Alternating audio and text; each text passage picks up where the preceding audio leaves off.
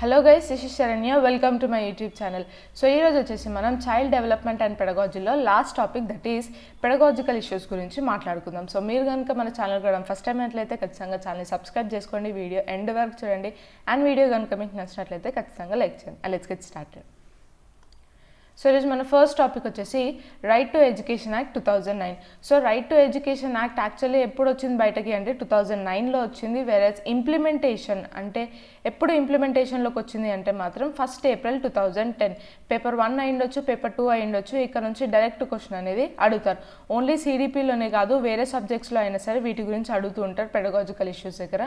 So ఎప్పుడు implement అయిందంటే మాత్రం 1 ఏప్రిల్ 2010. ఈ పాయింట్ బాగా గుర్తుపెట్టుకోండి. సో ఇప్పుడు రైట్ టు ఎడ్యుకేషన్ యాక్ట్ అసలు దేని గురించి మాట్లాడుతుంది, ఏం చెప్తుంది అన్న దాని గురించి మాట్లాడుకుంటే, every child has a right to full time elementary education. So elementary education అంటే ఎక్కడి నుంచి ఎక్కడి వరకు, 1st నుంచి 8th క్లాస్ వరకు. సో ప్రతి చైల్డ్కి కూడా 1st క్లాస్ నుంచి 8th క్లాస్ వరకు ఎడ్యుకేషన్ పొందే రైట్ ప్రతి ఒక్కరికి ఉంది అని చెప్పి మన రైట్ టు ఎడ్యుకేషన్ యాక్ట్ చెప్తుంది. The constitutions 86th amendment act 2002 added Article 21A in the Constitution of India to provide the free and compulsory education to all children. So 86th అమెండ్మెంట్లో ఒక act అనేది add చేయడం జరిగింది. Article 21A అని ఒక article అనేది add చేయడం జరిగింది. So ఆర్టికల్లో ఏముంటుంది అంటే ప్రతి ఒక్క చైల్డ్ కూడా ఫ్రీగా అండ్ కంపల్సరీ ఎడ్యుకేషన్ పొందే రైట్ ఉంటుంది అని చెప్తారు. Irrespective of religion, irrespective of వాళ్ళ క్యాస్ట్ చూడకుండా, వాళ్ళ రిలీజియన్ చూడకుండా, ఏది చూడకుండా కూడా ప్రతి ఒక్కరికి కూడా ఇండియాలో ఉండే ప్రతి ఒక్క చైల్డ్ కూడా ఫ్రీ అండ్ కంపల్సరీ ఎడ్యుకేషన్ పొందే రైట్స్ ఉంటుంది అని చెప్పి మన ఆర్టీఏ యాక్ట్ 2009 మాట్లాడుతుంది. So in the age group of 6 to 14 years as a fundamental right. So right to education యాక్ట్లో 6 years నుంచి 14 years వరకు ఏదైతే ఏజ్ ఉందో ఆ ఏజ్ని ఫండమెంటల్ రైట్స్గా ఒక రైట్గా దాన్ని యాడ్ చేయడం జరిగింది. Next the Article 21A and RTA act came in to effect on 1 April 2009. So ఈ 21A ఆర్టికల్ ఏదైతే ఉందో అది అండ్ ఆర్టీఏ యాక్ట్ ఈ రెండు కూడా 1 April 2010 నుంచి ఇంప్లిమెంట్ అవ్వడం జరిగింది. The title of the RTA Act includes the words free and compulsory education. It makes provisions for non-admitted child to be admitted on to an age of appropriate class. So RTA యాక్ట్లో ఇంకొక point ఏముంటుంది అంటే, for suppose మీరు చైల్డ్ని చిన్నప్పుడే అంటే 4 or 5 yearsకి మనం in జనరల్గా పిల్లల్ని స్కూల్స్లో జాయిన్ చేస్తూ ఉంటాం కదా.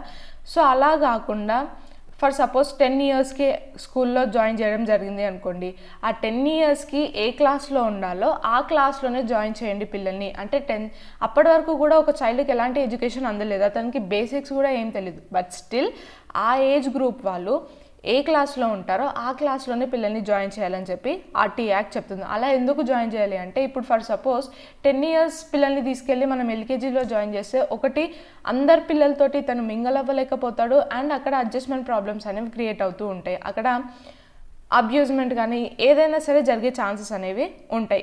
వాళ్ళతో మింగిల్ అవ్వలేరు, వాళ్ళు ఇతనితో మింగిల్ అవ్వలేరు అండ్ ఏది ఎక్స్ప్రెస్ చేయలేకపోతూ ఉంటాడు. సో ఒక తెలియని ఇన్సెక్యూరిటీలో బతుకుతూ ఉంటారు. సో అందుకని ఏ ఏజ్ పిల్లలు అయితే స్కూల్కి జాయిన్ అవ్వడానికి వస్తారో ఆ ఏజ్ బేస్గా వాళ్ళు ఏ క్లాస్లో ఉండాలో ఆ క్లాస్లోనే జాయిన్ చేయాలని చెప్పి ఆర్టీఏ యాక్ట్ చెప్తుంది.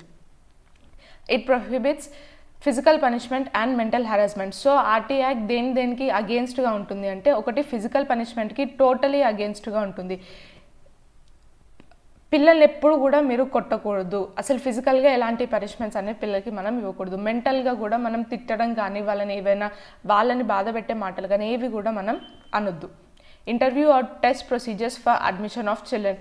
సో పిల్లల్ని అడ్మిట్ చేసుకునేటప్పుడు, పిల్లల్ని మనం స్కూల్స్లో జాయిన్ చేసుకునేటప్పుడు ఎలాంటి ఇంటర్వ్యూ కూడా తీసుకోవద్దు. ఇప్పుడు నార్మల్గా ప్రజెంట్ ఏం నడుస్తుంది అంటే, పిల్లల యొక్క పేరెంట్స్ని ఇంటర్వ్యూ చేసుకొని అప్పుడు స్కూల్స్లో జాయిన్ చేస్తున్నారు ఇన్ జనరల్గా ప్రైవేట్ స్కూల్స్లో. సో అలాంటి ఇంటర్వ్యూస్ అనేవి తీసుకోకూడదు. ఎలాంటి ఇంటర్వ్యూ లేకుండా, ఎలాంటి టెస్ట్ కండక్ట్ చేయకుండా పిల్లల్ని స్కూల్లో జాయిన్ చేసుకోవాలని చెప్పి మన ఆర్టీఏ యాక్ట్ చెప్తుంది. ఎలాంటి ఫీజు కూడా తీసుకోకూడదు. Private tuition by teachers. So కొంతమంది టీచర్సే మళ్ళీ ప్రైవేట్గా ట్యూషన్ చెప్తూ ఉంటారు. సో అలాంటివి కూడా చేయకూడదని చెప్పి మన ఆర్టీఏ యాక్ట్ చెప్తుంది. Running of schools without recognition లేకుండా, గవర్నమెంట్ రికగ్నిషన్ లేకుండా, పర్మిషన్ లేకుండా ఎలాంటి స్కూల్స్ కూడా రన్ చేయకూడదు. Some other points to remember. Free education means that any child admitted in the school will not be required to pay any kind of fee or expenses, tuition fee, uniform, books, etc. So ఇప్పుడు మనం government స్కూల్స్లో పిల్లల్ని join చేస్తున్నాం, వాళ్ళని free and compulsory education scheme కింద వాళ్ళని join చేస్తున్నాం. So అలా ఎవరినైతే మనం పిల్లల్ని జాయిన్ చేస్తామో వాళ్ళు ఎలాంటి ఫీజు కూడా కట్టకూడదు. ట్యూషన్ ఫీజు అని కానివ్వండి, లేదంటే యూనిఫామ్ కోసం అని, బుక్స్ కోసం కానీ ఎలాంటి ఫీజు కూడా పిల్లలు కట్టకూడదు. In other words, it implies an education which is free from anxiety, stress and fear. Like free and compulsory education అంటే జస్ట్ కాస్ట్ ఆఫ్ ఫ్రీ మాత్రమే కాకుండా యాంగ్జైటీ లేకుండా, స్ట్రెస్ లేకుండా, భయం లేకుండా కూడా ఈ ఎడ్యుకేషన్ అనేది మనం పిల్లలకి అందించాలి. వాళ్ళకి ఆ విధంగా ఎడ్యుకేషన్ అనేది ఉండాలి. School should be within defined area. So పిల్లల ఇల్లు ఎక్కడో ఉంటే స్కూల్ ఇంకెక్కడో ఉండకూడదు. వితిన్ 3 కిలోమీటర్స్ రేడియస్లో. ప్రైమరీ స్కూల్ అయితే 1 to 2 కిలోమీటర్స్ రేడియస్లో ఉండాలి. హై స్కూల్స్ అయితే 3 కిలోమీటర్స్ ఏరియాలో ఉండాలి. అంతకు మించి డిస్టెన్స్ అనేది ఎక్కువ ఉండకూడదు. This law came into effect in the whole of India except the state of Jammu and Kashmir from 1st April 2010. So 1st April 2010లో మనకి ఇది ఇంప్లిమెంటేషన్లోకి వచ్చింది అని మాట్లాడుకున్నాం. సో ఎక్సెప్ట్ జమ్మూ అండ్ కాశ్మీర్లో తప్ప ఇండియాలో ఉన్న ప్రతి స్టేట్స్లో కూడా ఇది ఇంప్లిమెంటేషన్లోకి వచ్చింది 1st April 2010 రోజు. Next, India has become the 135th country to make the education a fundamental right of every child. So ఇలా ఒక చైల్డ్కి ఎడ్యుకేషన్ అనేది ఫండమెంటల్ రైట్ అని ఇండియా ఎన్నో కంట్రీగా ఉంది, 135th కంట్రీ. అంటే మనకన్నా ముందు 134 కంట్రీస్ పిల్లలందరికీ కూడా వాళ్ళ కంట్రీలో ఫ్రీ అండ్ కంపల్సరీ ఎడ్యుకేషన్ అనేది ఇంప్లిమెంట్ చేశారు. మన కంట్రీ 135th కంట్రీగా ఉంది. Next, the right to education of person with disabilities until 18 years of age is laid down under the Person Disability Act. So person with disability. So disabilities ఉన్న పిల్లలు ఎవరైతే ఉంటారో వాళ్ళకి 18 years వచ్చేంత వరకు కూడా ఎడ్యుకేషన్ అనేది కంటిన్యూ చేయాలి అన్నది ఎక్కడ మాట్లాడారు? పర్సన్ విత్ డిసబిలిటీస్ యాక్ట్లో మాట్లాడారు. Duty of parents. It is the duty of parents to admit the child in the elementary school. So parents యొక్క డ్యూటీ ఏంటిది? పిల్లల్ని స్కూల్స్లో జాయిన్ చేయడం. Next, number of teachers for class. 1st నుంచి 5th class వరకు ఎంతమంది పిల్లలకి ఎన్ని టీచర్స్ ఉండాలి అన్న దాని గురించి మాట్లాడితే అప్ టు 60 స్టూడెంట్స్ ఉన్నట్లయితే 2 టీచర్స్ ఉండాలి. బిట్వీన్ 61 to 90 స్టూడెంట్స్ కనుక ఉన్నట్లయితే అట్లీస్ట్ 3 టీచర్స్ అనేది మనకి అవసరం. అందరి ఈవెన్ దో 90 పిల్లలు ఉన్నప్పటికీ ఇన్ జనరల్గా ఇప్పుడు మనం స్కూల్స్లో ఏం చేస్తున్నామంటే 90 స్టూడెంట్స్ ఉన్నా సరే, 120 స్టూడెంట్స్ ఉన్నా సరే అందరిని ఒకే హాల్లో టైప్లో కూర్చోబెట్టి ఒకటే టీచర్ చెప్తున్నారు. సో అలాంటివి మనం చేయకూడదు. నెక్స్ట్, చిల్డ్రన్ బిట్వీన్ 91 to 20 ఉంటే 4 టీచర్స్ వాళ్ళు అవసరం. నెక్స్ట్, 150 కన్నా ఎక్కువ స్టూడెంట్స్ ఉన్నట్లయితే ఒక 5 టీచర్స్ ఉండాలి అండ్ ఒక హెడ్ టీచర్ అంటే హెడ్ మాస్టర్ ఉండాలి. నెక్స్ట్, స్కూల్ బిల్డింగ్ అనేది ఎలా ఉండాలి? At least 1 class room for every teacher and 1 head teachers room. Separate toilets for girls and boys, a kitchen where midday meal is prepared, playground should be there, clean drinking water facility. So ఒక school building అనేది ఎలా ఉండాలి? Water facility, clean water facility ఉండాలి, play ground ఉండాలి. పిల్లలకి play ground కూడా చాలా important. వాళ్ళ ఫిజికల్ డెవలప్మెంట్ కోసం, బోన్స్ అనేవి, మజిల్స్ అనేవి డెవలప్ అవ్వడం కోసం ప్లే గ్రౌండ్ అనేది చాలా ఇంపార్టెంట్. సో ప్రతి స్కూల్లో కూడా ప్లే గ్రౌండ్ అనేది ఉండాలి. Next, mid day meal prepare చేయడం కోసం ఒక కిచెన్ ఉండాలి అండ్ సపరేట్ వాష్రూమ్స్ ఉండాలి గర్ల్స్ అండ్ బాయ్స్కి. అండ్ ప్రతి క్లాస్కి కూడా ఒక క్లాస్ రూమ్ ఉండాలి అండ్ టీచర్స్ కోసం అంటే హెడ్ మాస్టర్ కోసం ఒక సపరేట్ రూమ్ అనేది ఉండాలి. ఇది school building. Next, minimum number of working days. So 1st class నుంచి 5th క్లాస్ స్టూడెంట్స్కి అయితే 200 వర్కింగ్ డేస్ అనేవి ఉండాలి ఒక అకాడమిక్ ఇయర్లో. వేరే 6th క్లాస్ నుంచి 8th క్లాస్ వరకు అయితే 220 వర్కింగ్ డేస్ అనేవి ఉండాలి. ఇవన్నీ కూడా ఇంపార్టెంట్ పాయింట్స్, గుర్తుపెట్టుకోండి. నెక్స్ట్, ఇన్స్ట్రక్షనల్ అవర్స్ గురించి మాట్లాడితే 800 instructional hours per academic year for 1st class to 5th class. So 1st నుంచి 5th క్లాస్ వరకు 800 అవర్స్ అనేవి ఉండాలి అకాడమిక్ ఇయర్లో. వేరే 6th క్లాస్ నుంచి 8th క్లాస్ వరకు అయితే 1000 అవర్స్ అనేవి ఉండాలి per academic year. Next, minimum number of working hours per week for the teacher. So ఒక వీక్లో ఒక టీచర్కి ఎన్ని వర్కింగ్ అవర్స్ ఉండాలి? 45 అవర్స్ అనేవి ఉండాలి. నెక్స్ట్, లైబ్రరీ గురించి మాట్లాడితే there shall be a library in each school providing newspaper, magazine, books and other such stuff. So ప్రతి స్కూల్లో కూడా లైబ్రరీ అనేది కంపల్సరీ ఉండాలి. లైబ్రరీలో ఏమేమి ఉండాలి? మెయిన్గా న్యూస్ పేపర్స్ ఉండాలి, మ్యాగజైన్స్ ఉండాలి, బుక్స్ ఉండాలి. పిల్లలకి ఏవైతే యూస్ఫుల్ ఉంటాయో ఆ బుక్స్ అన్నీ కూడా మనం అందించాలి. ఓన్లీ అకాడమిక్ సంబంధించిన బుక్స్ కాకుండా, ఓన్లీ వాళ్ళ టెక్స్ట్ బుక్స్, వాళ్ళ వర్క్ బుక్స్ మాత్రమే కాకుండా వేరే స్టోరీ బుక్స్ కానివ్వండి, ఇంకా ఏదైనా బుక్స్ కానివ్వండి, వాళ్ళకి హెల్ప్ అయ్యే ప్రతి బుక్స్ కూడా వాళ్ళకి అక్కడ అవైలబుల్లో ఉండాలి. Next play material, games and sports equipment it shall be provided to each class as per the requirement. So requirement base చేసుకొని పిల్లలు ఎంతమంది ఉన్నారు, ఎన్ని అవసరము, సో దాన్ని బట్టి మనం స్పోర్ట్స్కి వాటికి సంబంధించిన ఎక్విప్మెంట్ అనేది పిల్లలకి అందించాలి. నెక్స్ట్ సో మన నెక్స్ట్ టాపిక్ వచ్చేసి మైక్రో టీచింగ్. మైక్రో టీచింగ్ నుంచి కూడా ఖచ్చితంగా మీకు క్వశ్చన్స్ అనేవి అడుగుతారు. So the concept of micro teaching was originated in Stanford University in 1963 by Dwight Allen. So ఈ మైక్రో టీచింగ్ అనే కాన్సెప్ట్ని అసలు ఎవరు డెవలప్ చేశారు? డ్విట్ అలెన్. ఎక్కడ? స్టాన్ఫర్డ్ యూనివర్సిటీలో. ఎప్పుడు? 1963లో. In India, micro teaching was introduced by D.D. Tiwari in 1967 at CPI Allahabad. So, మన ఇండియాలో మైక్రో టీచింగ్ ఎవరు ఇంట్రడ్యూస్ చేశారు? D.D. Tiwari. ఎప్పుడు? 1967లో. Micro teaching is an effective technique helps in development of skills in the teachers. So micro teaching అనేది మనం ఎప్పుడు కూడా స్కూల్స్లో పర్ఫామ్ చేయం. ఎప్పుడైతే మనం ట్రైనింగ్లో ఉంటామో, మీరు డిఎడ్ కానీ బీఎడ్ కానీ ఏదైతే టీచింగ్ ట్రైనింగ్ చేస్తూ ఉంటారో, మనం ఆ ట్రైనింగ్ కోర్స్లో ఉన్నప్పుడు మనం మైక్రో టీచింగ్ అనేది ప్రాక్టీస్ చేస్తూ ఉంటాం. ఎందుకు మైక్రో టీచింగ్ ప్రాక్టీస్ చేస్తాం? మనలో టీచర్స్లో స్కిల్స్ అనేవి డెవలప్ అవ్వడం కోసం మైక్రో టీచింగ్ అనేది యూజ్ చేస్తూ ఉంటాం. Also called as scale down teaching approach. ఈ పాయింట్ గుర్తుపెట్టుకోండి. మైక్రో టీచింగ్ని ఏమని అంటూ ఉంటారంటే స్కేల్ డౌన్ టీచింగ్ అప్రోచ్ అని అంటారు. ఎందుకు స్కేల్ డౌన్ టీచింగ్ అప్రోచ్ అంటారంటే, ఇందులో మైక్రో టీచింగ్లో ఏంటిది, మనం ఏదైతే టాపిక్ టీచ్ చేస్తున్నామో దాన్ని కూడా మొత్తం రెడ్యూస్ చేస్తాం. ఎంతసేపు టీచ్ చేస్తామో దాన్ని కూడా రెడ్యూస్ చేస్తాం. ఇన్ జనరల్గా ఒక టాపిక్ని మనం 45 minutes టీచ్ చేస్తాం. మైక్రో టీచింగ్లో 5 to 10 minutesలో దాన్ని మనం వైండప్ చేసేస్తూ ఉంటాం.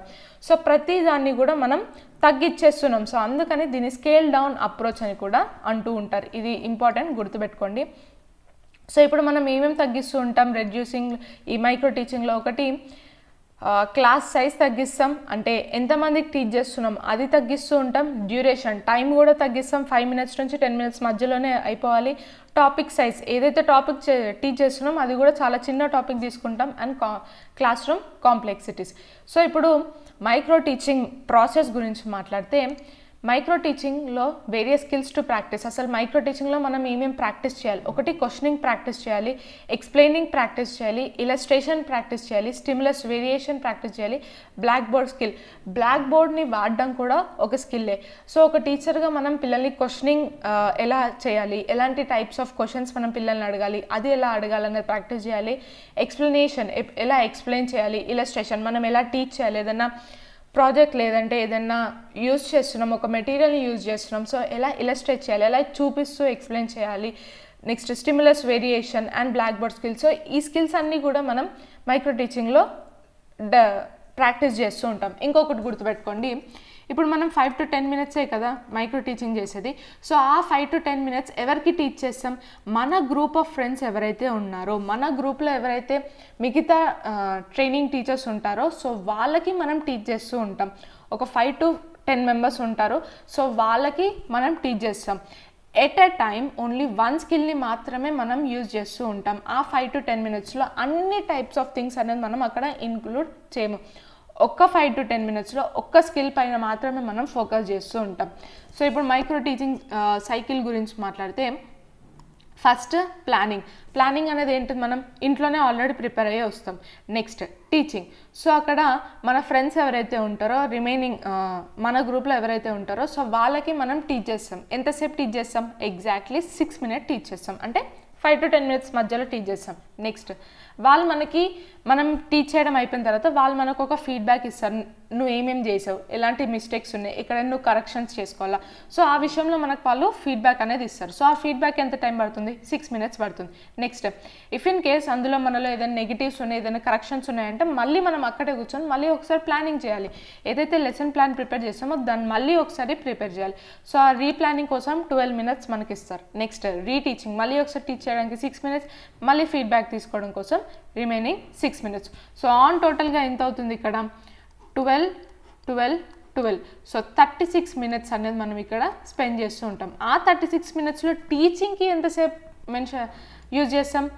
6 minutes అనేవి యూజ్ చేస్తాం.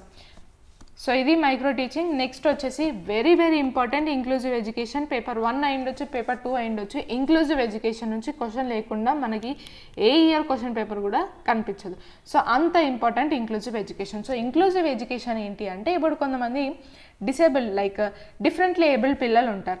సో వాళ్ళని కూడా నార్మల్ క్లాస్ రూమ్స్లో ఇంక్లూడ్ చేసి, అంటే ఇప్పుడు డిఫరెంట్లీ ఏబుల్డ్ స్టూడెంట్స్లో కూడా ఎక్స్ట్రీమ్లీ డిఫరెంట్లీ ఏబుల్డ్ ఉంటారు, మైల్డ్ డిఫరెంట్లీ ఏబుల్డ్ కూడా ఉంటారు. సో మైల్డ్ ఎవరికైతే వాళ్ళంతలా వాళ్ళు యాక్టివిటీస్ పర్ఫామ్ చేసుకోగలుగుతారో, ఎవరికైతే కొంచెం బేసిక్ నాలెడ్జ్ అర్థమవుతుందో, సో అలాంటి స్టూడెంట్స్ని, మరి ఎక్స్ట్రీమ్లీ డిఫరెంట్లీ ఏబుల్డ్ పిల్లలు కాదు, మైల్డ్ స్టేజ్లో ఎవరైతే ఉంటారో వాళ్ళని మనం నార్మల్ క్లాస్ రూమ్లో ఇంక్లూడ్ చేసి వీళ్ళందరితో పాటు వాళ్ళకు కూడా ఎడ్యుకేషన్ అనేది అందిస్తాం. అది inclusive education. So inclusive education గురించి మాట్లాడితే ఇన్ జనరల్గా మనం ఎక్కడెక్కడ డిఫరెన్సెస్ చూపిస్తూ ఉంటాం. కల్చర్ విషయంలో, జెండర్ విషయంలో, లాంగ్వేజ్ విషయంలో, మెంటల్ స్టేట్లో, ఇంట్రెస్ట్లో. సో ఈ పాయింట్స్లో మనం ఎక్కువ డిఫరెన్సెస్ అనేవి చూపిస్తూ ఉంటాం. Segregation is against the law of nature. పిల్లల్ని ఎప్పుడు కూడా సెగ్రిగేట్ చెయ్యొద్దు, అంటే సపరేట్ చెయ్యొద్దు. మీరు క్లెవర్, మీరు డల్లర్, మీరు డిఫరెంట్లీ ఏబుల్, మీరు అది. సో ఈ బేసిస్గా మనం ఎప్పుడు కూడా పిల్లల్ని సపరేట్ చేయకూడదు. We all are different in looks, interest, abilities, aptitude, language etcetera, and that's the beauty of this world. So మనందరిలో కూడా ప్రతి ఒక్కరం కూడా ఇప్పుడు మనం డిఫరెంటే. మన చూసే విధానం కానివ్వండి, మనం కనిపించే విధానం కానివ్వండి, మన ఇంట్రెస్ట్ అయి ఉండొచ్చు, మన అబిలిటీస్ నేను ఏం చేయగలను, ఏం చేయలేను. సో ఈ అబిలిటీస్ కానివ్వండి, యాప్టిట్యూడ్, సో ప్రతి దాంట్లో, లాంగ్వేజ్ విషయంలో ప్రతి దాంట్లో కూడా మనందరిలో కూడా డిఫరెన్సెస్ ఉన్నాయి. ఆ డిఫరెన్సెస్ యొక్క కలయికనే ఈ వరల్డ్కి అందనిస్తాయి, beauty, and that's the beauty of this world.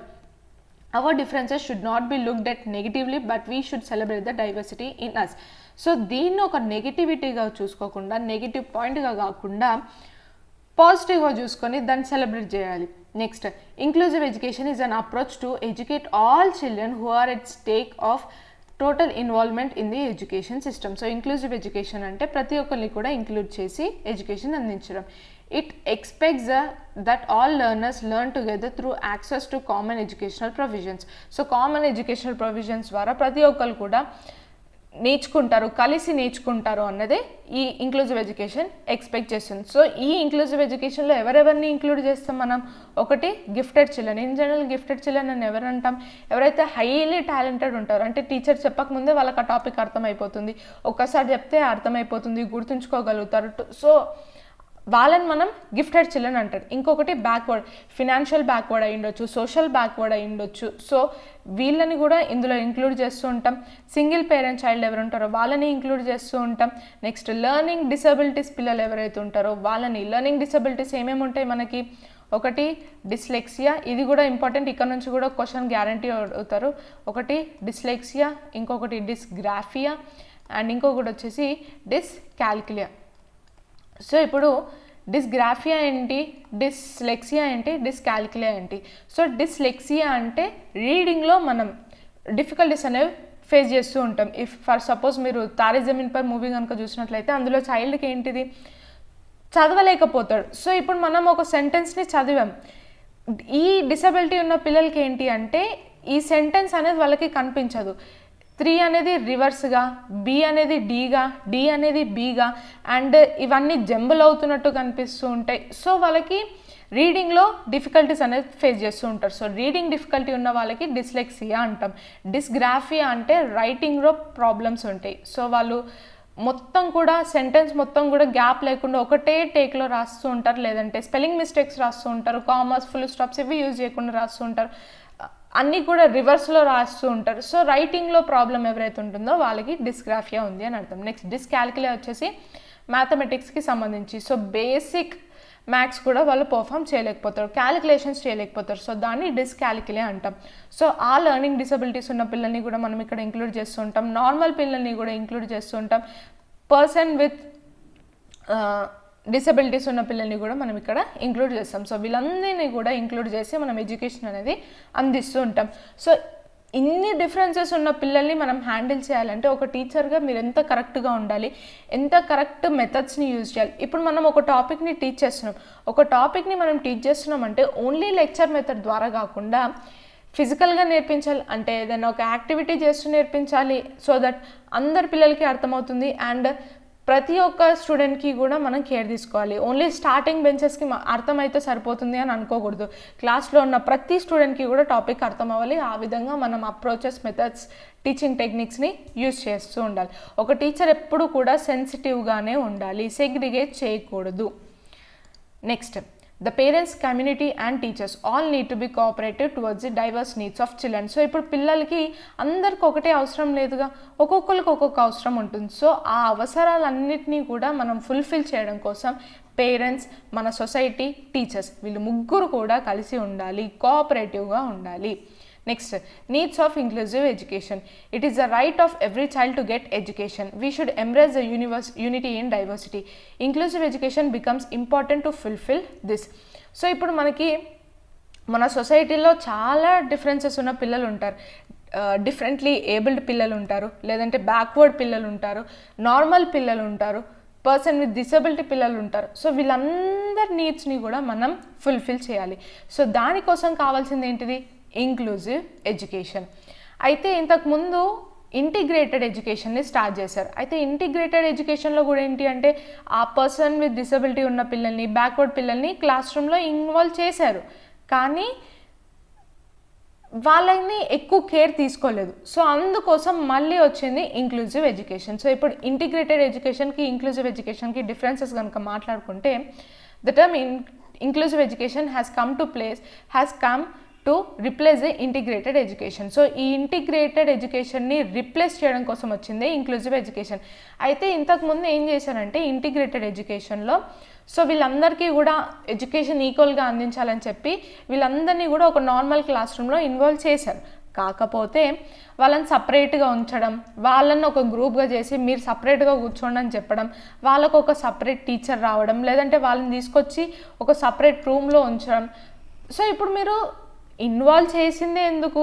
పిల్లలు ఈ డిఫరెంట్లీ ఏబుల్డ్ పిల్లలు కానివ్వండి, బ్యాక్వర్డ్ పిల్లలు కానీ వాళ్ళందరినీ మనం నార్మల్ క్లాస్ రూమ్లో ఎందుకు ఇన్వాల్వ్ చేస్తున్నాం? సో దట్ వాళ్ళు సపరేటెడ్గా ఫీల్ అవ్వద్దు అని, మేమందరితో ఈక్వల్ అని ఒక ఫీలింగ్ తీసుకురావడం కోసం. మాలో ఏదో లోపం ఉంది అందుకే మమ్మల్ని సపరేట్ చేస్తున్నారు. సో ఈ ఫీలింగ్ని తీసేయడం కోసం వచ్చింది ఈ ఇంక్లూజివ్ ఎడ్యుకేషన్ లేదంటే ఇంటిగ్రేటెడ్ ఎడ్యుకేషన్. మీరు మళ్ళీ ఇక్కడికి తీసుకొచ్చి సపరేట్ రూమ్ పెట్టడం కానీ, వాళ్ళని ఒక సపరేట్గా జరపడం కానివ్వండి, వాళ్ళకి మళ్ళీ సపరేట్గా ఎక్స్ప్లెయిన్ చేయడం కోసం వాళ్ళకు ఒక సపరేట్ టీచర్ని పెట్టడం సేమే కదా. ఇంకెక్కువ వస్తుంది, ఇక్కడ మనల్ని అందరికన్నా సపరేట్ చేస్తున్నారు అన్న ఫీలింగ్ ఎక్కువ వస్తుంది. సో దీన్ని మళ్ళీ రీప్లేస్ చేయడం కోసం వచ్చింది ఇంక్లూజివ్ ఎడ్యుకేషన్. సో ఈ రెండింటికి కనుక డిఫరెన్సెస్ గురించి మాట్లాడుకుంటే, ఇంటిగ్రేటెడ్ ఎడ్యుకేషన్ ఏంటి? Admission of the children with disabilities in a regular school without modifying the existing system. So వీళ్ళందరినీ తీసుకొచ్చి జస్ట్ ఇన్వాల్వ్ చేయడం, క్లాస్ రూమ్లో అడ్మిషన్ మాత్రమే అడ్మిషన్ ఇవ్వడం, ఎలాంటి చేంజెస్ కూడా చేయలేదు టీచింగ్ విషయంలో కానీ, ఇన్ఫ్రాస్ట్రక్చర్ విషయంలో కానీ. సో ఇప్పుడు ఇంక్లూజివ్ ఎడ్యుకేషన్, సో ఆ డిఫరెంట్లీ ఏబుల్ని పిల్లల్ని మనం నార్మల్ పిల్లలతోటి కలుపుతున్నాము, ఇన్వాల్వ్ చేస్తున్నాము అంటే అక్కడ టీచింగ్లో మాత్రమే కాదు, ఫిజికల్ ఇన్ఫ్రాస్ట్రక్చర్లో కూడా మనం చేంజెస్ చేయాలి. ఫర్ సపోజ్ ఇప్పుడు ఓన్లీ స్టెప్సే ఉంటాయి స్కూల్స్లో, స్టెప్స్ పక్కనే ఒక స్లోప్ కూడా పెట్టాలి. సో దట్ ఫర్ సపోజ్ ఎవరికైనా మోటార్ స్కిల్స్ మోటార్ పరంగా, లిమ్స్ పరంగా ఏదైనా ప్రాబ్లం ఉంటే వాళ్ళు స్టెప్స్ కాకుండా స్లోప్ యూజ్ చేసి వస్తారు. సో అలా డిఫరెంట్ చేంజెస్ అనేవి చేయాలి. ఆ చేంజెస్ చేసేది ఇంక్లూజివ్ ఎడ్యుకేషన్. ఎలాంటి చేంజెస్ చేయకపోవడమే ఇంటిగ్రేటెడ్ ఎడ్యుకేషన్. జస్ట్ వాళ్ళకి అడ్మిషన్ ఇస్తారు, ఎలాంటి చేంజెస్ కూడా చేయరు, అది ఇంటిగ్రేటెడ్ ఎడ్యుకేషన్. ఇంక్లూజివ్ ఎడ్యుకేషన్లో ఏంటి? Admission of children with disabilities in a regular classroom with the necessary provisions. That's why inclusive is a broad term. So ఇప్పుడు inclusive ఎడ్యుకేషన్లో ఏంటి? ఇందాక నేను చెప్పినట్టు వాళ్ళని ఎప్పుడైతే ఇన్వాల్వ్ చేస్తున్నామో ఒక నార్మల్ క్లాస్ రూమ్లో, వాళ్ళకు ఏ అవసరం ఉందో ఆ చేంజెస్ అన్నీ కూడా మనం క్లాస్ రూమ్లో తెస్తాం. క్లాస్ రూమ్లో, స్కూల్లో ప్రతి చేంజెస్ అనేవి మనం తీసుకొస్తాం. అది ఇంక్లూజివ్ ఎడ్యుకేషన్. ఇంటిగ్రేటెడ్ ఎడ్యుకేషన్లో students are expected to suit the existing system. So already ఉన్న సిస్టమ్కే వాళ్ళు అడ్జస్ట్ అవ్వాలి అని ఎక్స్పెక్ట్ చేస్తూ ఉంటాం, అది ఇంటిగ్రేటెడ్ ఎడ్యుకేషన్. ఇంక్లూజివ్ ఎడ్యుకేషన్లో ఏంటి? The education system will make suitable modifications to suit the needs of children. Inclusive ఎడ్యుకేషన్లో ఏంటి? పిల్లల అవసరాలని బట్టి ఆ డిసేబుల్డ్ పిల్లలు, డిఫరెంట్లీ ఏబుల్డ్ పిల్లలు ఎవరైతే ఉన్నారో వాళ్ళకి ఏవైతే నీడ్స్ ఉన్నాయో, ఫిజికల్ నీడ్స్ అయి ఉండొచ్చు, క్లాస్ రూమ్లో ఉండే నీడ్స్ అయి ఉండొచ్చు, సో వాళ్ళకి ఏ నీడ్స్ ఉన్నాయో అవి అందించడం ఇంక్లూజివ్ ఎడ్యుకేషన్ చేస్తుంది. నెక్స్ట్ ఇంటిగ్రేటెడ్ ఎడ్యుకేషన్లో for additional support the child is placed in a resource room. So వీళ్ళని ఒక సపరేట్ రూమ్లో పెడతారు ఇంటిగ్రేటెడ్ ఎడ్యుకేషన్లో. ఇంక్లూజివ్ ఎడ్యుకేషన్లో all the required support will be made available to the students in regular class రూమ్లోనే అందరు పిల్లలతో పాటు వాళ్ళకి ఏం అవసరమో అవన్నీ కూడా క్లాస్ రూమ్లోనే అడ్జస్ట్ చేసేస్తారు. అన్నీ కూడా నీడ్స్ అనేవి ఫుల్ఫిల్ చేయడానికి ట్రై చేస్తూ ఉంటారు. టీచర్ కూడా ఎలా ఉండాలి, ఓన్లీ నార్మల్ పిల్లలకి మాత్రమే కాదు, వీళ్ళందరినీ కేర్ తీసుకోవాలి, వీళ్ళందరికీ ఏ నీడ్స్ ఉన్నాయో అవన్నీ ఫుల్ఫిల్ చేసే విధంగా టీచర్ని వీళ్ళు ఇక్కడ ట్రైన్ చేస్తారు. అది ఇంక్లూజివ్ ఎడ్యుకేషన్. ఇంటిగ్రేటెడ్ ఎడ్యుకేషన్లో the inadequacies of students are highlighted. So వాళ్ళకి ఏవైతే లోపాలు ఉన్నాయో, వాళ్ళకి ఏదైతే ఉందో దాన్ని హైలైట్ చేస్తుంది ఇంటిగ్రేటెడ్ ఎడ్యుకేషన్. ఇంక్లూజివ్ ఎడ్యుకేషన్లో students are never made to feel inadequate as curricular and co-curricular activities are modified to the requirement of the specific children. So ఇక్కడ ఎలాంటి డిఫరెన్సెస్ కానీ వాళ్ళని వేలెత్తి చూపించడం కానీ ఇంక్లూజివ్ ఎడ్యుకేషన్ చేయదు. వాళ్ళ రిక్వైర్మెంట్స్ పరంగానే ఇంక్లూజివ్ ఎడ్యుకేషన్ అనేది మూవ్ అవుతుంది. ఇక్కడ ఓన్లీ అడ్మిషన్ మాత్రమే ఇస్తారు. ఇక్కడ ఏంటి, అడ్మిషన్తో పాటు వాళ్ళ నీడ్స్, వాళ్ళకి ఏం అవసరమో దాన్ని బట్టి ప్లానింగ్ అవన్నీ కూడా చేస్తారు. సో ఇది ఇంటిగ్రేటెడ్కి ఇంక్లూజివ్ ఎడ్యుకేషన్కి ఉన్న difference. Next right of persons with disabilities act 2016. ఇది కూడా important. So right of persons with disability, so disabled పిల్లలు ఎవరైతే ఉన్నారో వాళ్ళ కోసం ఉండే రైట్స్ ఏంటి, comes under ministry of social justice and empowerment. So ఇది ఈ యాక్ట్ అనేది దేని కిందకు వస్తుందంటే ministry of social justice and empowerment. The act replace the PWD act. So already ఇంతకుముందు ఒక యాక్ట్ ఉంది 1995లో, PWD person with disability act అనేది ఒకటి ఉంది. సో అందులో కొన్ని చేంజెస్ చేసి మన ఎవ్రీడే ఇప్పుడు డేస్ మారే కొద్ది నీడ్స్ అనేవి మారుతూ ఉంటాయి, రిక్వైర్మెంట్స్ అనేవి మారుతూ ఉంటాయి. సో అలాంటి చేంజెస్ అన్నీ కూడా చేసి మళ్ళీ మన ముందుకు వచ్చిందే right of person with disability act 2016. It came into force from 15th June 2017. So ఈ పర్సన్ విత్ డిసబిలిటీ యాక్ట్ 2016 ఎప్పుడు ఇంప్లిమెంటేషన్లోకి వచ్చింది అంటే 15th June 2017లో. This law will be game changer of the estimated 70 to 100 million disabled citizens of India. మన ఇండియాలో ఎవరైతే 70 to 100 million disabled differently able పిల్లలు ఉన్నారో వాళ్ళందరికీ కూడా ఈ యాక్ట్ అనేది ఒక గేమ్ చేంజర్గా ఉంటుంది. Next changes from PWD act 1995. So already PWD act ఉందని చెప్పాను కదా, సో దాంట్లో ఏమేమి చేంజెస్ చేశారన్న దాని గురించి మాట్లాడితే, this act will cover 21 disabilities instead of 7 disabilities that were covered by PWD Act 1995. So ఇంతకు ముందు PWD యాక్ట్లో పర్సన్ విత్ డిసబిలిటీ యాక్ట్లో ఓన్లీ 7 డిసబిలిటీస్ గురించి మాత్రమే మాట్లాడుతుంది, లైక్ హియరింగ్ కానివ్వండి, స్పీకింగ్ కానివ్వండి, బ్లైండ్ కానివ్వండి. సో ఇట్లా మెయిన్ 7 డిసబిలిటీస్ మాత్రమే ఉంటుండే. ఇప్పుడు ఏదైతే right to person with disability act 2016 ఏదైతే వచ్చిందో ఇందులో ఏంటి 21 డిసబిలిటీస్ గురించి మాట్లాడుతుంది. This new act lays complete emphasis on one's right. So మొత్తం ఇంపార్టెన్స్ ఈ 2000 act person with disability 2000 act దేనిపైన ఎక్కువ ఇంపార్టెన్స్ చూపిస్తుంది, ఒక మనిషి యొక్క రైట్స్ పైన ఎక్కువ ఇంపార్టెన్స్ అనేది చూపిస్తుంది. Right to equality and opportunity, right to inherit and own property, right to home and family and reproductive rights among others. So ప్రతి ఒక్కరిని కూడా ఈక్వల్గా చూసే ఆపర్చునిటీస్, అంటే నార్మల్ పిల్లల్ని అండ్ డిసేబుల్డ్ పిల్లల్ని, డిఫరెంట్లీ ఏబుల్ పిల్లల్ని సపరేట్గా కాకుండా ఈక్వల్గా చూడడం కోసం, వాళ్ళకంటూ ఆపర్చునిటీస్ కోసం, అండ్ రైట్ టు ఇన్హెరిట్, వాళ్ళకు కూడా పేరెంట్స్ నుంచి ఏవైతే ఆస్తులు సో అవన్నీ ఇస్తుంటారుగా, సో ఆ ప్రాపర్టీని ఓన్ చేసుకునే రైట్స్ వీళ్ళకి కూడా ఉంటాయి. ఓన్లీ నార్మల్ పిల్లలకి కాకుండా డిఫరెంట్లీ ఏబుల్ పిల్లలకి కూడా రైట్స్ ఉంటాయని చెప్పడం. Right to home and family and reproductive rights among others. So వీళ్ళు కూడా రిప్రొడ్యూస్ చేయడం కోసం కానీ వాళ్ళకంటూ ఒక ఫ్యామిలీ ఉండడం కూడా అది వాళ్ళకి ఒక రైటే. Every child with disability between the age group of 6 to 18 years shall have the right of free education. So right to education act దేని గురించి మాట్లాడుతుంది, 6 to 14 years పిల్లల గురించి మాట్లాడుతుంది, 6 years నుంచి 14 years. కానీ ఈ పీడబ్ల్యూడి యాక్ట్ 2016 ఏం మాట్లాడుతుంది, 6 years నుంచి 18 years వరకు కూడా ఫ్రీ అండ్ కంపల్సరీ ఎడ్యుకేషన్ అందించాలి అని ఈ యాక్ట్ మాట్లాడుతుంది. Next, the new act will bring our law in line under United nation convention on the rights of person with disability act. So ఈ న్యూ యాక్ట్ ఏదైతే ఉందో అది దేని కిందకి వస్తుంది, UNCRPD కిందకి వస్తుంది. నెక్స్ట్ మోటివేషన్ గురించి మాట్లాడుతూ, సో ఇది right to person with disability act. So ఇందులో మనం మెయిన్గా గుర్తుపెట్టుకోవాల్సింది అంటే ఇంతకుముందు ఆల్రెడీ PWD యాక్ట్ ఉంటుండే 1995లో, దాన్ని మళ్ళీ అందులో కొన్ని చేంజెస్ చేసి మోడిఫికేషన్స్ చేసి మనకి 2016లో మళ్ళీ right of persons with disability act ఇచ్చారు. ఇది ఇంప్లిమెంటేషన్లోకి ఎప్పుడు వచ్చిందంటే 15 జూన్ 2017. ఇందులో మెయిన్గా గుర్తుపెట్టుకోవాల్సింది ఏంటిది అంటే ఇందులో 21 డిసబిలిటీస్ అనేవి యాడ్ చేయడం జరిగింది ఇన్స్టెడ్ ఆఫ్ 7 డిసబిలిటీస్. అండ్ వీళ్ళకంటూ అండ్ వీళ్ళ రైట్స్ గురించి మెయిన్గా మాట్లాడుతుంది. అండ్ ఇది 6 years నుంచి 18 years వరకు కూడా ఫ్రీ ఎడ్యుకేషన్ అందించాలి అని చెప్తుంది. నెక్స్ట్ టాపిక్ వచ్చేసి motivation, very important. So motivation is derive from the word motive in the English language which is defined as a need that requires a satisfaction. So motivation అనే word ఎక్కడి నుంచి derive చేశారు, motive అనే word నుంచి derive చేశారు. ఇది ఏ language, English లాంగ్వేజ్లోనే. So motive అంటే ఏంటి, ఒక మనిషికి ఏదైతే నీడ్ ఉందో, ఫర్ సపోజ్ నాకు ఏదైనా అవసరం ఉంది, సో ఆ నీడ్ని సాటిస్ఫై చేసే రిక్వైర్మెంట్నే మోటివ్ అని అంటారు. సో ఈ మోటివేషన్లో ఏంటి అంటే 2 types ఉంటాయి, intrinsic motivation, extrinsic motivation. So intrinsic motivation అంటే ఇంటర్నల్గా నా నుంచి వచ్చేది. ఫర్ సపోజ్ నాకు ఎగ్జామ్ ఉంది, సో నాకు అట్లీస్ట్ 90% రావాలి. సో ఆ 90% రావాలంటే నేను చదవాలి అని నా లోపల నుంచి ఏదైతే ఒక మోటివేషన్ వస్తుందో అది ఇంట్రిన్సిక్ మోటివేషన్. ఎక్స్ట్రిన్సిక్ మోటివేషన్ అంటే ఎక్స్టర్నల్ ఫ్యాక్టర్స్ లైక్ మా మమ్మీ వాళ్ళు నేను మెచ్చుకోవాలి అని, లేదంటే మా మమ్మీ నాకు గిఫ్ట్ ఇస్తుందని, అందరు నన్ను పొగుడుతారని. సో ఈ ఎక్స్టర్నల్ ఏదైతే ఉందో అది ఎక్స్టర్నల్ మోటివేషన్. ఫర్ సపోజ్ నాకు ఫస్ట్ ర్యాంక్ వస్తే మా మమ్మీ చాక్లెట్ కొనిపిస్తుంది. సో చాక్లెట్ కొనిపిస్తారు కాబట్టి నేను ఫస్ట్ ర్యాంక్ తెచ్చుకోవడానికి ట్రై చేస్తాను. సో ఈ చాక్లెట్ అనేది ఏంటిది, extrinsic motivation. Maslow's hierarchy of needs. So Maslow ప్రకారంగా మనకి ఏమేమి నీడ్స్ ఉంటాయి, ఒకటి ఫిజియోలాజికల్, అన్నిటికన్నా ఫస్ట్ బేసిక్ ఏంటి అంటే ఫిజియోలాజికల్, అంటే food, water, air, sleep, shelter, clothing, ఇవి మెయిన్ బేసిక్. నెక్స్ట్ వచ్చేసి safety needs.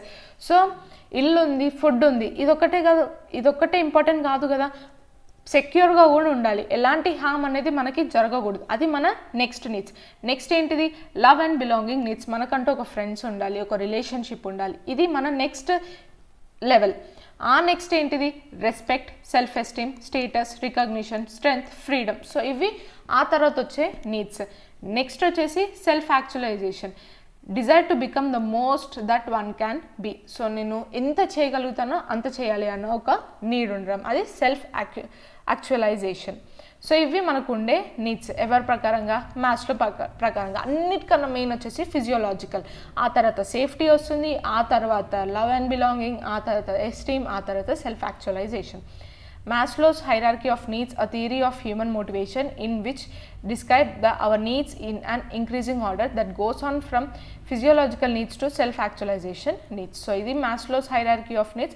And next, very very important, mana seated prakaranga, manam exam lo adigedi entidi ante motivation cycle. So ఇప్పుడు motivation cycle గురించి మాట్లాడితే first ఏంటి, need. ఏదో ఒక అవసరం వస్తుంది నాకు, ఏదైనా ఒక యాక్టివిటీ చేయాల్సి వస్తుంది, లేదంటే పర్ఫామ్ చేయాల్సి వస్తుంది, చదువుకోవాల్సి వస్తుంది. సో ఇప్పుడు నేను ఫర్ సపోజ్ ఎగ్జామ్ ఉంది, ఆ ఎగ్జామ్లో నాకు మంచి రిజల్ట్స్ రావాలి, అది నా అవసరం, అది నీడ్. నెక్స్ట్ వచ్చేది ఏంటిది అంటే అరౌజల్లో ఏంటిది అంటే, ఇప్పుడు డ్రైవ్ అండ్ అరౌజల్లో ఏంటిది అంటే, ఇప్పుడు నాకు ఎగ్జామ్లో మంచి రిజల్ట్ రావాలి, అట్లీస్ట్ 90% రిజల్ట్ రావాలి అని ఒకటి ఉంటుంది. సో ఒక టెన్షన్ అనేది మనలో క్రియేట్ అవుతుంది, నాకు రావాలి అని ఒక టెన్షన్ ఉంటుంది. ఆ టెన్షన్ స్టేట్లో ఏదైతే ఉంటుందో దాన్ని మనం అరౌజల్ అని అంటాం. సో ఆ టెన్షన్ స్టేట్ ఏదైతే ఉందో, అరౌజల్ లేదంటే ఆ స్టేట్ ఏదైతే ఉందో, ఆ స్టేట్లో మనం ఎట్లా అయితే బిహేవ్ చేస్తామో సో దాన్ని డ్రైవ్ అని అంటారు. Next goal directed behaviour. ఇప్పుడు నాకు ఒక అవసరం ఉంది, దానికి నేను మోటివ్ అవుతున్నాను, లైక్ నాకు ఉంటూ ఒక డ్రైవ్ ఉంది, ఆ టెన్షన్ స్టేట్లో, ఆ స్టేట్లోనే నేను ఉంటున్నా, అరౌజల్ నాలో ఉంది, నేను చెయ్యాలి అన్న ఒక అరౌజల్ నాలో ఉంది. సో ఆ అరౌజల్ నాలో ఉన్నప్పుడు దానిపైన ఫోకస్ చేసే నా బిహేవియర్ మొత్తం కూడా ఉంటుంది. సో నాకు ఒక 90% మార్క్స్ కావాలి, దానికోసం ఫస్ట్ నాలో క్రియేట్ అయ్యేది టెన్షన్. ఆ స్టేట్లో ఉండడం డ్రైవ్. అండ్ నెక్స్ట్ వచ్చేసి దానికోసం నేను ఏమేమి చేయాలి, అది చెయ్యాలి నేను అన్న ఒక అరౌజల్ నాలో ఉంటుంది. సో అది ఆ ఫీల్ కానీ ఆ మోటివేషన్ ఎప్పుడైతే ఇంటర్నల్ జైర్ ఎప్పుడైతే నాలో ఉంటుందో అప్పుడు నేను దానిపైనే ఫోకస్ చేసి గోల్ డైరెక్టెడ్ బిహేవియర్ అనేది నాలో ఉంటుంది. సో గోల్ డైరెక్టెడ్ బిహేవియర్ చేశాను, నాకు ఎగ్జామ్ రాసేసాను, 90% మార్క్స్ వచ్చేసాయి, ఇంకా నేను ఏంటి అచీవ్ చేసేసాను. అచీవ్ చేసిన తర్వాత ఏంటి రిడక్షన్ ఆఫ్ అరౌజల్. సో ఈ అరౌజల్ ఏదైతే ఉందో నాకు చెయ్యాలి, నాకు ఉండాలి అని ఏదైతే అరౌజల్ ఉందో ఆ అరౌజల్ అనేది మెల్లమెల్లగా తగ్గిపోతుంది. దాని తర్వాత మళ్ళీ ఇంకేదైనా అవసరం వస్తుంది, దానికోసం drive, arousal, goal directed behaviour. So ఈ సర్కిల్ అనేది కంటిన్యూ అవుతుంది. సో ఫస్ట్ వచ్చేసి నీడ్ అయిపోయిన తర్వాత డ్రైవ్ తర్వాత అరౌజల్ తర్వాత గోల్ డైరెక్టెడ్ బిహేవియర్ తర్వాత అచీవ్మెంట్ తర్వాత మళ్ళీ రిడక్షన్ ఆఫ్ అరౌజల్. సో ఈ పాయింట్స్ గుర్తుపెట్టుకోండి, ఈ సైకిల్ అనేది గుర్తుపెట్టుకోండి. సో ఇది మోటివేషన్. అండ్ నెక్స్ట్ ఒక ఇంపార్టెంట్ పాయింట్ ఏంటి అంటే ఇక్కడ నుంచి ఖచ్చితంగా క్వశ్చన్ అడుగుతారు. సో డిస్లెక్సియా అంటే ఏంటి అని అడుగుతారు. ఏ డిసెబిలిటీ ఉండదాన్ని మనం డిస్లెక్సియా అంటాము. సో ఆన్సర్ వచ్చేసి రీడింగ్ డిఫికల్టీస్. చదవడంలో కనుక డిఫికల్టీ ఫేస్ చేసినట్లయితే దాన్ని డిస్లెక్సియా అంటాము. డిస్కాల్కులియా వచ్చేసి మ్యాథమెటిక్స్ పేర్లోనే ఉంది, క్యాల్కులియా అంటే మ్యాథమెటిక్స్, గ్రాఫియా అంటే రాయడం. నెక్స్ట్ డిస్ప్రాక్సియా వచ్చేసి physical activities like motor skills ఏవైతే ఉంటాయో దాన్ని మన లిమ్స్కి సంబంధించి హ్యాండ్స్ అండ్ లెగ్స్కి సంబంధించి ఏవైతే యాక్టివిటీస్ ఉంటాయో అందులో మనం ఇప్పుడు స్లిపరీ హ్యాండ్స్ ఉంటాయి, ఏది మనం గ్రిప్ఫుల్గా పట్టుకోలేకపోతూ ఉంటాము, దేన్ని కూడా మనం కరెక్ట్గా మన హ్యాండ్స్ పైన లెగ్స్ పైన ప్రాపర్ కంట్రోల్ అనేది మన పైన మనకు ఉండదు. సో ఇలా మోటార్ స్కిల్స్కి సంబంధించి ఏదైనా ప్రాబ్లమ్స్ ఉన్నట్లయితే దాన్ని మనం డిస్ప్రాక్సియా అంటాం. ఇక్కడ నుంచి డైరెక్ట్ క్వశ్చన్ అడుగుతారు ఖచ్చితంగా పేపర్ 1 అండ్ పేపర్ 2లో. ఈ పాయింట్స్ కూడా గుర్తుపెట్టుకోండి, ఇది ఇంపార్టెంట్. సో దీంతో మన సిడిపిలో పేపర్ 1 అండ్ పేపర్ 2లో టాపిక్స్ అన్నీ కూడా మనం కవర్ చేసేసాం. సో ఇవి సిడిపిలో ఉండే టాపిక్స్. అండ్ ఇది ఈరోజు వీడియో. ఈ వీడియో కనుక మీకు నచ్చినట్లయితే ఖచ్చితంగా లైక్ చేయండి, షేర్ చేయండి అండ్ సబ్స్క్రైబ్ చేయండి. మీకు ఎలాంటి డౌట్స్ ఉన్నా కూడా నాకు కింద కమెంట్ సెక్షన్లో కమెంట్ చేయండి. Thank you so much for watching.